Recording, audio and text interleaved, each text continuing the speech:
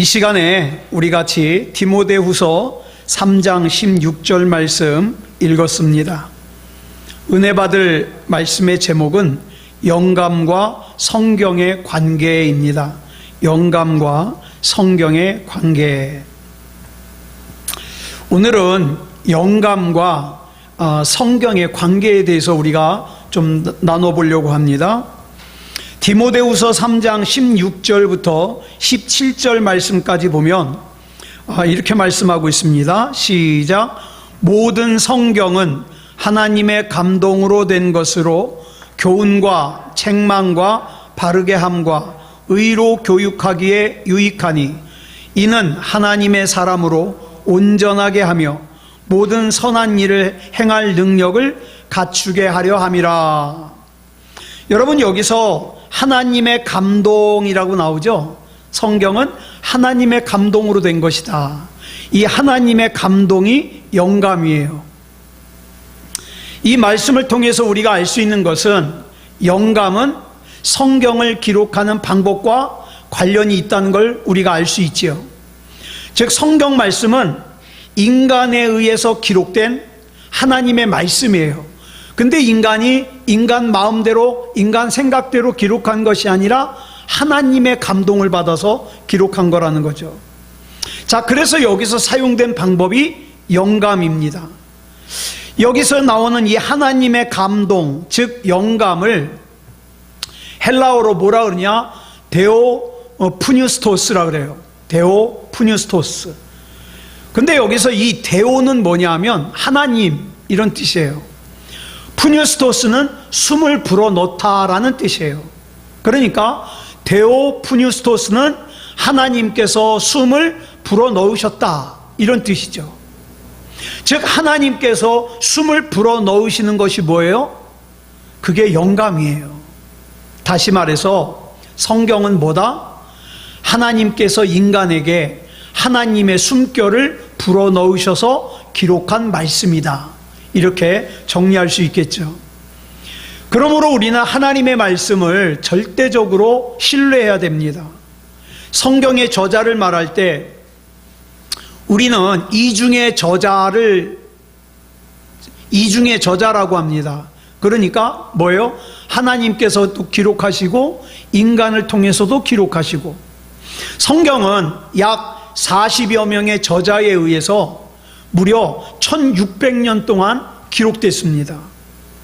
자, 그러면 이 40여 명의 저자가 어떻게 성경을 기록했냐? 하나님께서 숨결을 불어넣으셔서 성경을 기록하게 하셨죠. 그래서 저자가 이중의 저자라는 거예요. 우리가 흔히 이런 말 하죠. 영감을 얻었다. 그런 영감이 아니에요. 오늘 우리가 살펴보는 영감은 그런 영감이 아니라 하나님께서 직접 개입하시는 영감이에요. 이 성경의 저자들은 하나님의 말씀을 기록할 때 하나님의 감동된 사람들이에요. 하나님의 감동된 사람들. 그래서 이들의 기록은 자기가 말하고 싶은 걸 기록하는 것이 아니라 하나님께서 주시는 말씀을 기록한 겁니다.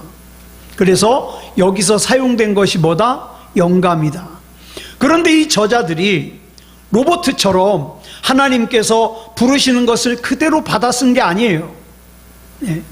성경은요, 그 하나님께서 숨결을 불어넣으시는 그 사람의 개성과 그 다음에 각각 특성들을 갖다가 다 사용하셔요.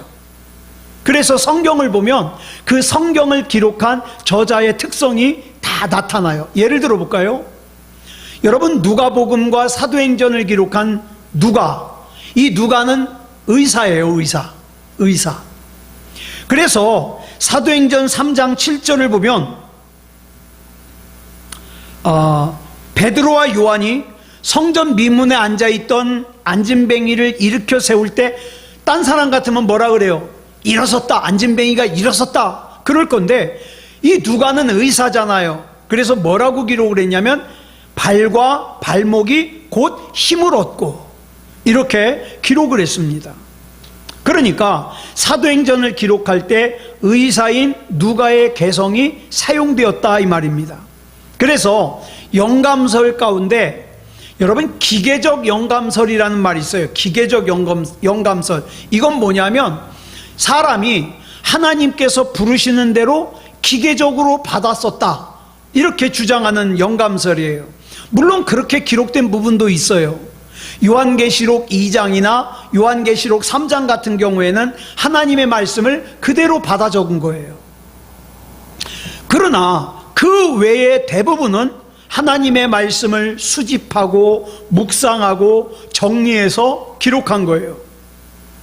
그래서 그 성경을 기록한 저자의 그 흔히 사용하는 문체, 어휘 또는 그 저자의 개성, 특성, 직업 이런 것들을 갖다가 반영하고 있어요. 그래서 누가복음 1장 3절을 보면 누가는 누가복음을 쓴 이유를 설명하면서 이렇게 먼저 얘기를 합니다. 우리 줄친 것만 읽어볼까요? 시작. 그 모든 일을 근원부터 자세히 미루어 살핀 나도. 그러니까 누가는 앞에 있던 말씀들을 연구하고 탐구했다는 뜻이죠. 그리고 그 과정 가운데 하나님께서 개입하셔서 숨을 불어넣으셔서 어떻게 해요? 누가복음을 기록하고 사도행전을 기록했다는 뜻입니다. 그래서 여러분, 우리 사복음서 그러면 뭡니까? 마태복음, 마가복음, 누가복음, 요한복음이잖아요. 근데 이 사복음서에 다 나오는 사건들이 있어요. 왜? 이 사복음이 다 예수님의 행적을 기록한 거니까. 그래가지고 공통적으로 나오는 내용들이 있어요. 자, 그렇지만 그렇게 겹치는 부분들이 많음에도 불구하고 어떻게 해요? 이 사복음서가 저자에 따라서 특성이 있어요. 예? 강조하는 것이 있어요. 그래서 하나님의 말씀은 살아있는 생물체 같다. 그래서 이걸 뭐라 그러냐? 또 유기적 영감설이라 그래요. 하나님의 말씀은 로봇처럼 받아 쓴 것이 아니라 한 생물체처럼 유기적으로 생명이 있는 생물체처럼 기록됐다, 이렇게 주장하는 거죠. 여러분, 이런 내용은요 현재 교회에서 일하는 일꾼들에게도 해당돼요. 하나님께서는 교회의 일꾼들을 획일화시키지 않아요. 다 똑같이 시키지 않아요. 예. 그래서 어떡합니까? 우리를 예수님의 지체라 그러잖아요. 예수님은 교회의 머리고 우리 하는 일들이 다 달라요. 설교를 하는 목회자들도 똑같은 본문인데 어떡합니까? 똑같이 설교하지 않아요. 제가 참 재밌는 게 여의도 순복음교회에 목사님들이 많잖아요. 그 재밌는 게 여의도 순복음교회 목사님들은 설교 스타일이 다 누구 같아요? 조용규 목사님 같아요. 그럼 막 흉내를 내는 것 같아요. 다 억양, 투, 다 비슷해요. 그럴지라도 똑같은 본문으로 설교를 하더라도 똑같은 내용의 설교를 할 수는 없어요. 왜요? 각자가 받은 영감이 다르기 때문에.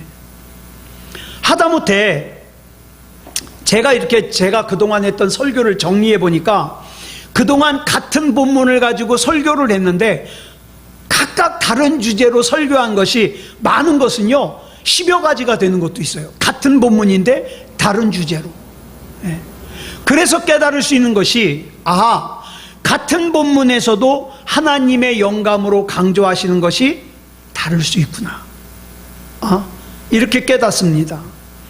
우리 교회에서 저와 여러분을 하나님께서 사용하실 때에도 우리의 개성을 무시하고 하나님이 사용하지 않으세요.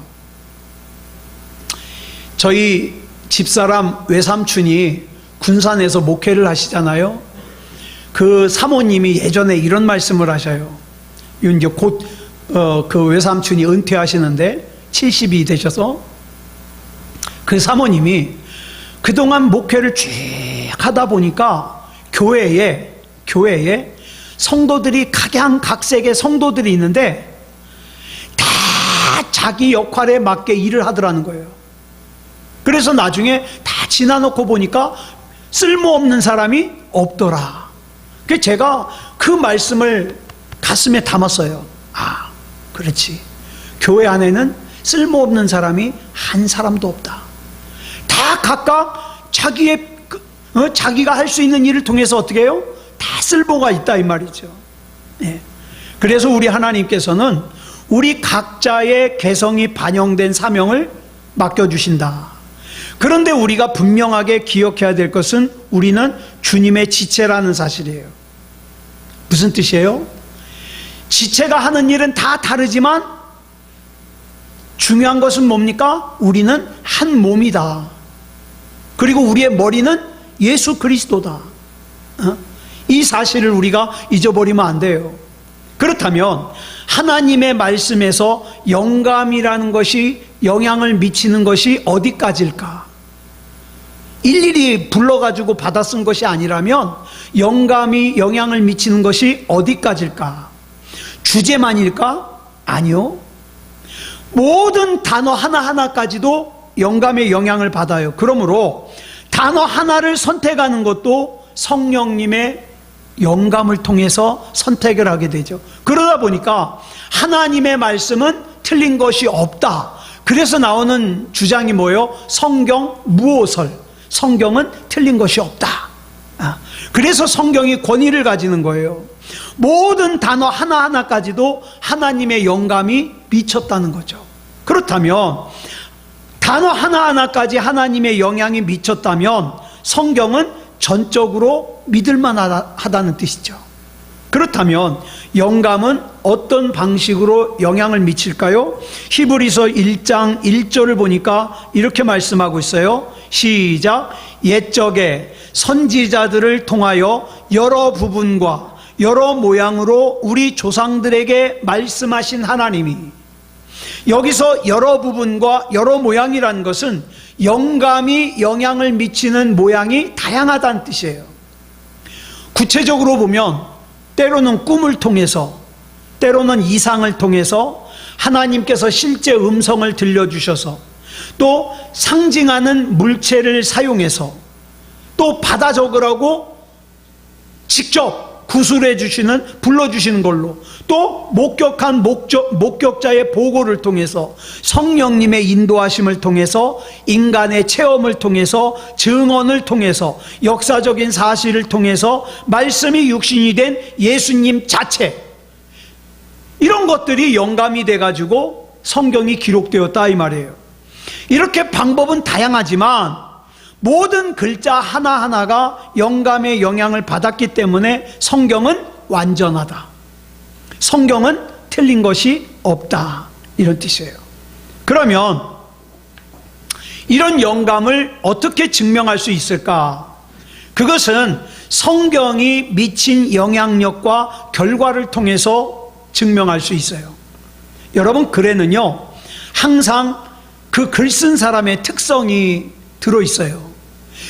우리는 잘 모르지만 전문가들은요 보면 다 알아요.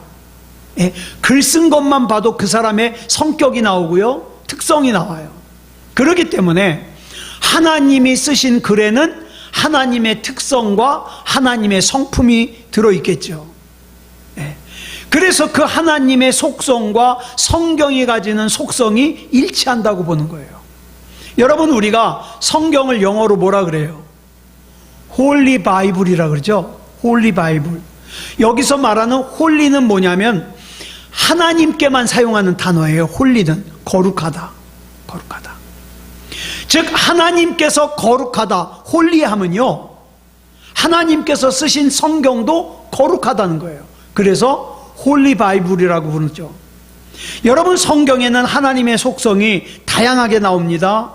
거룩하시다, 진리이시다, 공의로우시다, 권능, 사랑, 선하심, 의로우심, 깨끗하심, 지혜로우심, 생명을 주신다, 위로하심, 인자하심, 성실하심, 항상 동일하심, 즐거움을 주심, 영원하심, 이런 하나님의 속성들이 있어요.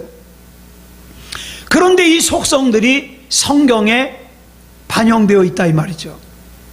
그런데 이 성경이 기록된 목적이 뭐냐? 이게 중요해요. 그런 하나님의 속성들이 담겨져 있으면 어려울 거 아니에요?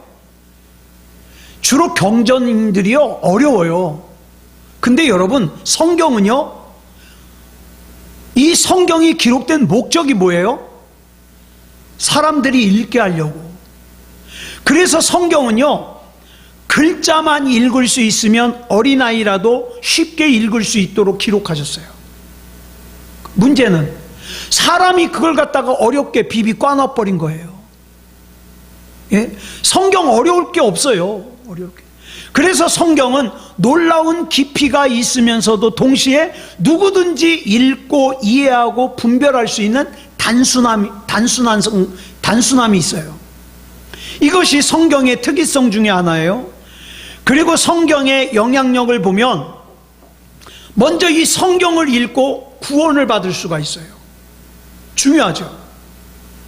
또 구원받은 사람은 이 성경을 읽으면서 믿음의 교리적인 근거를 세울 수 있어요. 믿음이 뭐냐? 신앙생활 어떻게 할 것이냐? 근거를 세울 수 있고, 잘못된 것에 대한 책망을 통해서 내가 이렇게 살면 안 되겠구나, 내 잘못을 고칠 수가 있어요. 그리고 올바른 의로 교육받을 수가 있어요. 이걸 갖다가 신학에서 뭐라고 얘기를 하냐? 경험적 실제라고 합니다. 신학적인 용어로 경험적 실제. 즉 성경을 받아들이고 믿은 사람들은 인격이 바뀌고 가치관이 바뀌고 마음의 기쁨이 생기고 내가 예수님을 믿기 이전과 이후가 완전히 다른 변화를 경험한다 이 말이에요. 성경을 안 읽는 사람은 잘 모르죠. 네. 그 제가 군 생활을 할 때 두렵잖아요. 힘들잖아요. 그래서 포켓 성경을 갖고 가서 제일 많이 읽은 말씀이 어디냐? 시편이에요. 그 다음 두 번째로 많이 읽은 말씀이 뭐냐? 마태복음이에요. 여러분, 마태복음 읽으면 힘이 나요. 전 사복음서 중에서도 마태복음을 참 좋아했어요. 그리고 요한복음. 힘이 나요. 그래서 여러분, 하나님의 말씀이 우리에게 주는 영향력이 있어요. 그래서 읽자는 거죠. 그래서 듣자는 거죠. 이 영향력은 하나님과 같은 성품과 인격을 가지고 있다는 것을 성경을 읽고 성경 앞에서 변화받은 사람은 압니다. 구체적으로 영감의 증거를 보면 성경에 나오는 인물들과 관련해서 생각해 볼 수 있어요. 어떤 인물은요, 세상에 그 어떤 사람도 목격하지 못한 얘기를 갖다가 성경에 기록하고 있어요. 예를 들어 볼까요? 욥기 1장을 보면은 천상에서 하나님과 사탄 마귀가 대화하는 내용이 나와요. 이놈 마귀야, 너 저 동방의 욥 봤냐 욥? 이러면서 마귀랑 대화해요. 에이 하나님이 욥이 해달라는 거 다 해주니까 그랬죠. 조금만 힘들게 해보십시오. 걔 금방 시험 들어요. 욥과 하나님이 대화를 해요. 이 대화를 누가 보고 들었겠어요? 사람은 보고 듣지 못했죠. 그러면 이거 어떻게 기록됐을까요? 하나님께서 보고 들은 것을 계시로 알려주시니까 기록된 거죠. 그러므로 인간이 보고 들을 수 없는 시간과 공간에서 일어난 일들을 성경에 기록하고 있다는 것은 성경이 영감으로 기록되었다는 뜻이에요. 그렇지 않았으면 인간에게 전혀 알려지지 않고 인간이 보지도 않고 인간이 듣지도 못하고 오직 하나님만 알고 계시는 걸 어떻게 성경에 기록하냐 이 말이죠. 하나님께서 천지를 창조하신 것도 마찬가지예요. 인간이 창조되기 전에 있었던 일들을 인간이 어떻게 알아요? 하나님이 계시해 주셨으니까 알죠. 또 마가복음 12장 36절을 보면 예수님께서 이런 말씀하셔요. 줄친 것만 시작. 다윗이 성령에 감동되어 친히 말하되. 다윗이 성령에 감동되어 말한 것, 이걸 지금 누가 증명하고 있어요? 예수님이 증명하고 있어요. 봐라, 다윗이 성령에 감동돼서 말하지 않았냐? 사도행전 4장 25절 같이 읽겠습니다. 시작. 또 주의 종 우리 조상 다윗의 입을 통하여 성령으로 말씀하시기를 어찌하여 열방이 분노하며 족속들이 허사를 경영하였는고. 여기도 보니까 뭐라 그랬어요? 다윗의 입을 통하여 성령으로 말씀하셨다. 성령이 감동하셨다 이 말이에요. 또 사도행전 21장 4절 말씀 보겠습니다. 시작. 제자들을 찾아 거기서 이레를 머물더니 그 제자들이 성령의 감동으로 바울더러 예루살렘에 들어가지 말라 하더라.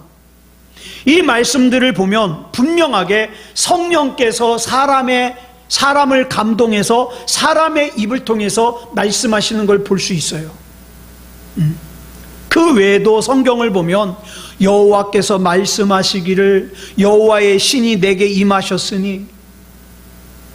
저희 어머님은 초등학교도 나오지 못하셨어요. 간신히 한글만 깨쳤어요. 그런데 저희 어머님은요, 얼마나 기도 생활을 하는지 제가 인정을 해요. 그런데 저희 어머님이 아침에 이제 새벽 기도를 갔다 오셔서 혼자 기도하시는데 어느 날 저보고 그래요. 장원아, 얘 오늘 조심해야 되겠다. 왜요? 하나님께서 마음속에 그런 마음을 주셨어. 그러면 저는요, 그 말씀 순종해요. 왜냐하면 저희 어머님에게 하나님께서 그런 마음을 주신다는 걸 알기 때문에, 경험했기 때문에. 그러니까 제가 학교 공부는 저희 어머님보다 더 많이 했잖아요. 근데 전 지금까지도 저희 어머니를 무시 못해요. 왜? 기도하는 분이니까. 성경 많이 보신 분이니까. 여러분, 우리가 성경을 보면은 여호와께서 말씀하시기를 여호와의 신이 내게 임하셨으니. 어떤 사람에게 이런 일들이 일어날까요? 기도하는 사람, 하나님을 가까이 하는 사람. 그 자녀들은요, 윽박질러서 혼내서 말을 듣는 게 아니라 부모가 그렇게 해야 되는 것 같아요. 하나님께서 나와 함께 계신다. 그랬을 때에 그 부모의 말에 힘이 실리거든요. 예레미야 선지자 같은 경우에는 예레미야 1장 9절을 보면 이렇게 말하고 있어요. 줄친 것만 시작. 보라, 내가 내 말을 내 입에 두었노라. 여러분, 이런 말씀들은 하나님께서 선지자들에게 직접 말씀을 주셨다는 걸 증명하고 있어요. 또 아예 요한계시록은요, 1장 1절에서 이렇게 시작을 합니다. 같이 읽어볼까요? 시작. 예수 그리스도의 계시라. 이는 하나님이 그에게 주사 반드시 속히 일어날 일들을 그 종들에게 보이시려고 그의 천사를 그 종 요한에게 보내어 알게 하신 것이라. 아예 요한계시록은 예수 그리스도께서 계시하셨다, 이렇게 시작하고 있어요. 그 외에도 많은 곳에서 성령으로 인하여 말하기도 하고 말씀을 기록하기도 했다는 내용들이 나와요. 이걸 갖다가 신학적인 용어로 또 뭐라 그러냐, 축자 영감설이라 그래요. 축자. 이게 뭐냐면은 성경에 기록된 글자 하나하나가 하나님의 영감을 받아서 기록된 것이다. 여러분, 마태복음 5장 18절을 보면 이렇게 말씀하고 있어요. 시작. 진실로 너희에게 이르노니 천지가 없어지기 전에는 율법의 1.1획도 결코 없어지지 아니하고 다 이루리라. 이렇게 하나님의 영감에 의해서 기록되었기 때문에 틀린 것이 없어요. 헛된 말이 없어요. 중요해요. 그러니까 여러분, 저와 여러분은 하나님의 말씀을 읽으면서 하나님의 음성을 들어야 돼요. 이야기 몇 개만 해드릴게요. 스탠다드 오일이라는 석유회사가 있어요. 아주 세계적으로 유명한 석유회사예요. 부자예요. 근데 웃기는 것이 이 스탠다드 오일은 미국 회사인데 이 회사가 이집트에서 기름을 퍼내고 있어요. 미국 회사인데. 이게 어떻게 된 일이냐? 잘 알려지지 않았는데 어떤 책에서 제가 봤어요. 이 회사가 이집트에서 석유를 퍼내게 된 원인이 성경에 기록되어 있어요. 성경에 기록되어 있어요. 이 스탠다드 오일 회사의 중역 가운데 신앙이 좋은 사람이 한 사람 있어요. 근데 이 사람이 어느 날 성경을 읽다가 어디를 읽었냐? 출애굽기 2장 1절로 3절을 읽었어요. 같이 읽어볼까요? 시작. 레위 가족 중 한 사람이 가서 레위 여자에게 장가들어 그 여자가 임신하여 아들을 낳으니 그가 잘생긴 것을 보고 석 달 동안 그를 숨겼으나 더 숨길 수 없게 되매 그를 위하여 갈대 상자를 가져다가 역청과 나무진을 칠하고 아기를 거기 담아 나일강가 갈대 사이에 두고. 자, 여기 보니까 이 중역이 성경을 읽다가 머리에 번개불처럼 지나가는 단어가 하나 있는 거예요. 그 단어가 뭐냐? 역청이라는 단어예요. 이 역청을 영어로 피치라 그러는데 이 피치는요 타르나 아스팔트 같은 석유 재료의 일종이에요. 자, 이 사람은 생각했어요. 이 당시에 이 모세의 부모는 노예인데 노예 신분이었던 이 모세의 가족이 역청을 쉽게 구할 수 있다? 이거는 그만큼 역청이 많다는 뜻 아닌가? 그래가지고 그곳에 석유가 많을 거라는 걸 생각하고 기도하는 가운데 찰스 휘샤트라는 사람을 갖다가 이 사람이 지질학자거든요. 이집트로 보냈어요.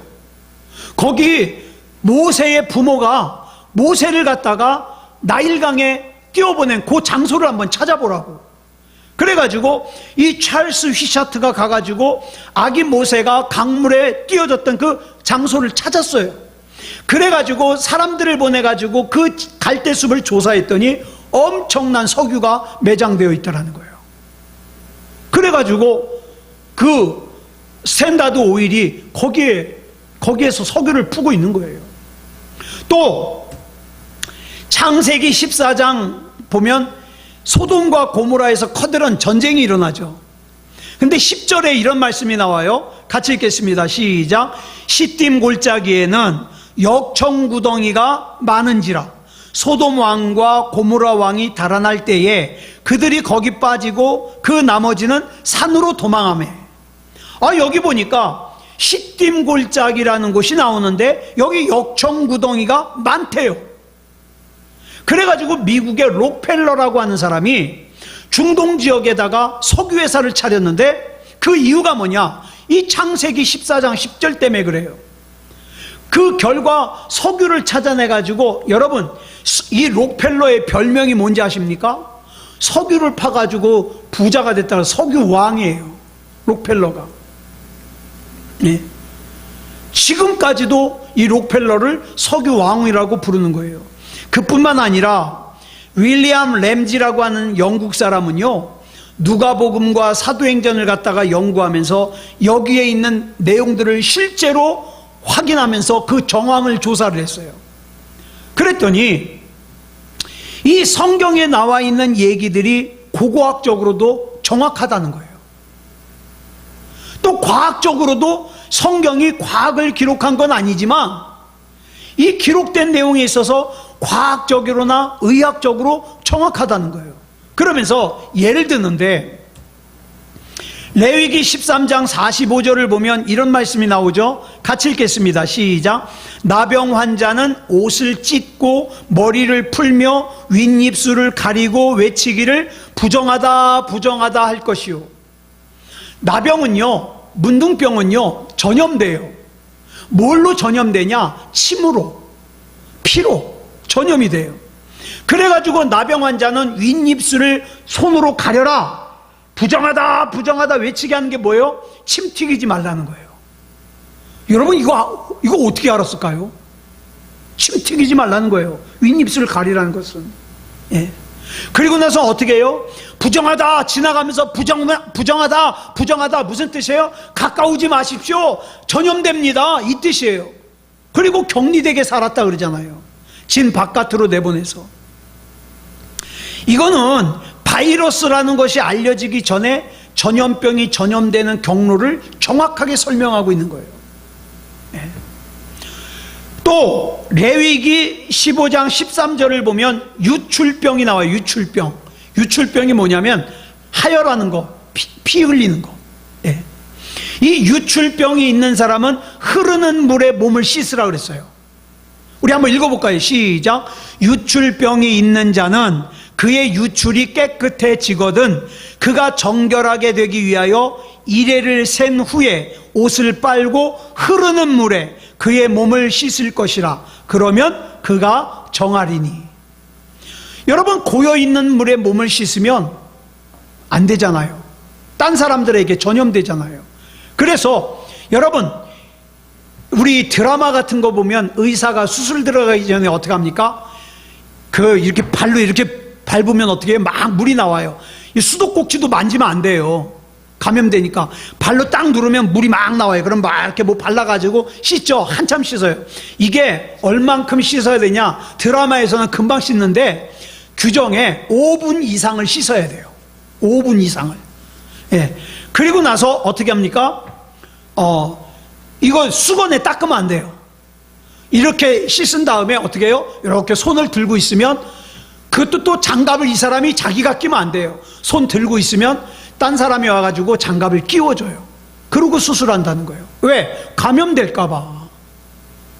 그런데 여러분, 모세 시대에, 아니 그 율법을 주었던 시대에 이미 어떻게 해요? 유출병이 나았으면 어디다 씻으래요? 흐르는 물에 씻으래요. 물 받아놓고 씻지 말고. 얼마나 의학적이냐 이 말이에요.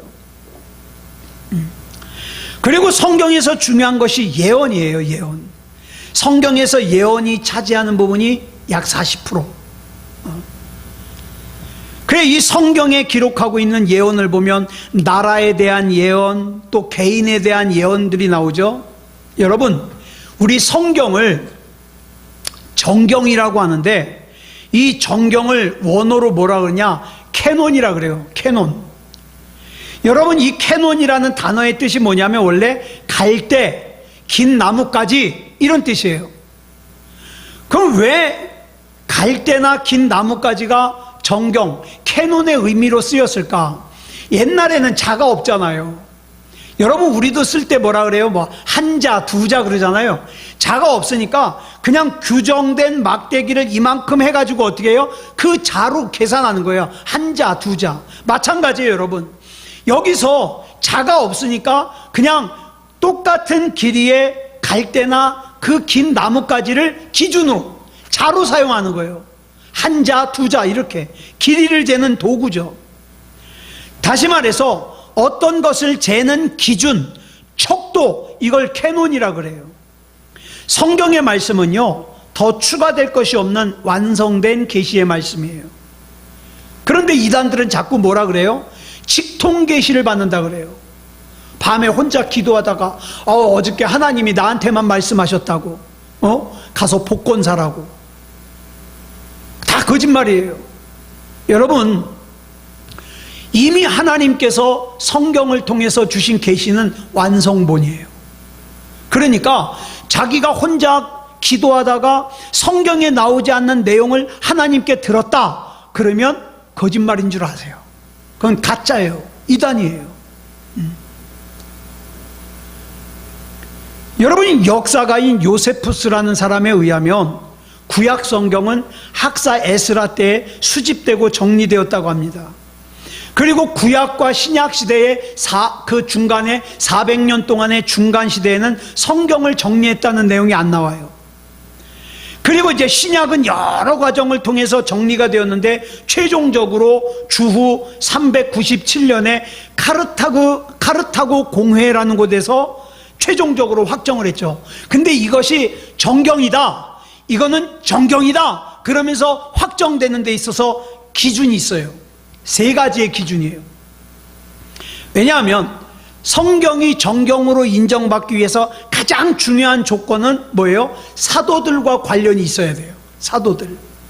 그래서 사도들이 직접 쓰거나 사도들과 특별한 관계에 있던 사람들, 예를 들어서 마가, 누가, 또 예수님의 형제인 야고보, 이런 사람들이 쓴 성경만 정경이다. 이런 첫 번째 조건이에요. 그 다음에 두 번째 기준은 뭐냐? 하나님의 성령으로 계시된 내용이어야 돼요. 영감이죠. 영감 받은 거. 그 다음에 세 번째는 뭐냐? 그렇다 그래서 딴 사람들은 듣도 보도 못한 걸 가지고 정경이라 그러면 안 된다. 그럼 어떻게 해야 되냐? 교회나 교부들이 이미 보편적으로 일반적으로 받아들이고 있는 내용이어야 된다. 이 세 가지 기준에 비추어서 쭉 있는 성경들을 추려가지고 거기서 66권을 추려가지고 오늘 우리가 보는 성경이 된 거예요. 그러면 천주교에 가보면은요, 위경이라는 게 있어요. 위경. 예? 위경. 이 위경은 뭐냐면 그 기준에는 미치지 못하지만 그래도 그 당시에 기록된 성경인데, 이 정경은 아니에요. 기록된 말씀인데 성경을 갖다가 참고하기 위해서 필요한 말씀들이 있어요. 그걸 위경이라 그래요. 위경. 자, 그러니까 이미 교회에서 인정받고 승인된 것을 보는 거예요. 그렇다면 이렇게 영감된 성경을 어떻게 구분할 수 있을까? 여기서 또 하나 나오는 중요한 단어가 뭐냐면 조명이에요. 여러분, 성령의 조명을 받지 않는 사람은요, 성경을 읽어도 아무 감동이 없어요. 졸음만 와. 그래가지고 하는 말이 뭐예요? 아우, 잠 안 올 때 성경 읽으면 잠 잘 와. 이런 얘기 하죠. 예. 그런데 여러분, 성경을 읽을 때 조명을 받잖아요. 성령님의 조명을 받으면요, 그 말씀이 내 속에서 역사합니다. 성령에 의해서 영감된 하나님의 말씀은 성령에 의해서 우리에게 조명되어져야만 깨달을 수 있어요. 우리가 캄캄한 어둠 속에 있잖아요. 아무리 좋은 게 있어도 보이질 않는데 뭐 좋은 줄 아나. 그래서 우리에게는 조명이 필요해요. 조명. 성령님의 조명이 있어야 하나님의 말씀을 깨달을 수 있습니다. 다시 말해서 성경은 우리에게 주어져 있지만 성경 자체만 가지고는 진리를 발견할 수 없어요.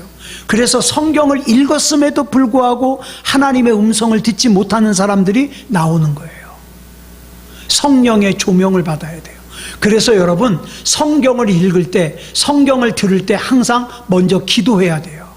성령님, 이 시간 하나님의 말씀을 읽으려고 합니다.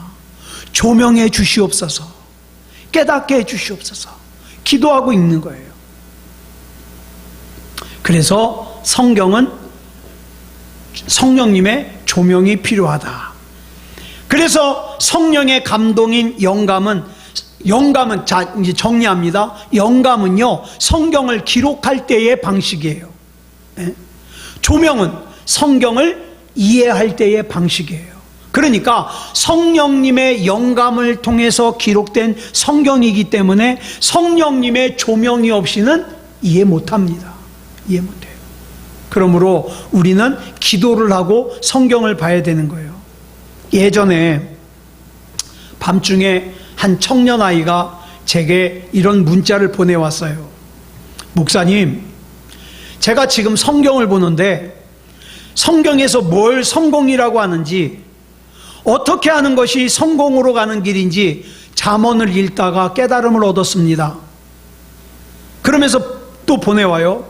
잠언 2장 7절로 8절을 쉬운 성경으로 보니까 그분은 정직한 사람들을 위해 성공을 예비하시고 흠없는 사람을 보호해 주시니 그것은 그분이 의로운 사람의 길을 지키시고 주께 충성하는 사람들의 길을 보호하시기 때문이다 라고 기록되어 있습니다. 잠언 2장 21절을 쉬운 성경으로 보니까 정직한 사람은 땅에서 잘되고 흠없는 사람은 성공한다고 되어 있습니다. 이걸 보니까 목사님, 핵심은 정직인 것 같습니다. 정직하게 살아야 될 것 같네요. 이러고 왔어요. 그래서 제가 이렇게 답장을 보냈죠.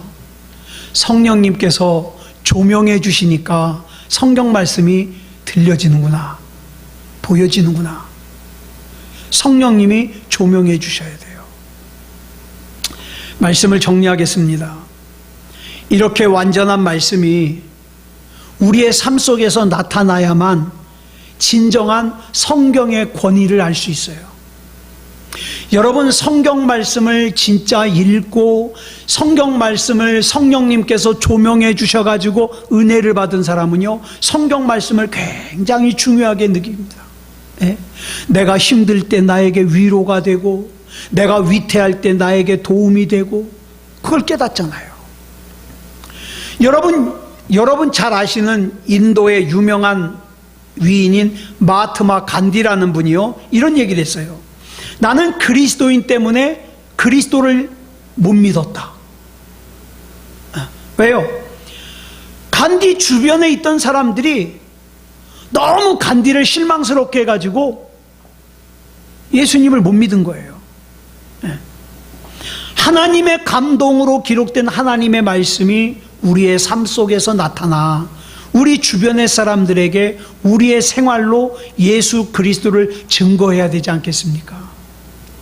사랑하는 여러분, 이 얘기는 참 못 들어본 얘기인데, 이 말씀은 진짜 듣기가 좋다. 밑줄 그어야지. 구하는 대로 주신대. 두드리면 열린대. 자손이 천대까지 복받는데, 이런 것 말고, 주님, 이 시간 말씀하옵소서. 제가 주님의 음성을 듣겠나이다. 내가 이 말씀을 지금 읽고 어떻게 살아가야 될지 조명해 주시옵소서. 그리고 하나님의 말씀을 읽으면 하나님의 말씀에 인도함을 받을 수 있습니다.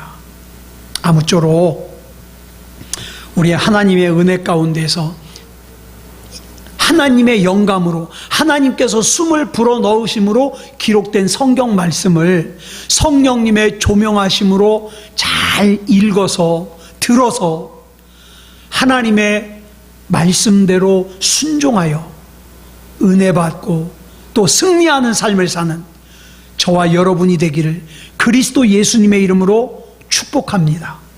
기도하겠습니다. 사랑의 아버지 하나님, 감사합니다.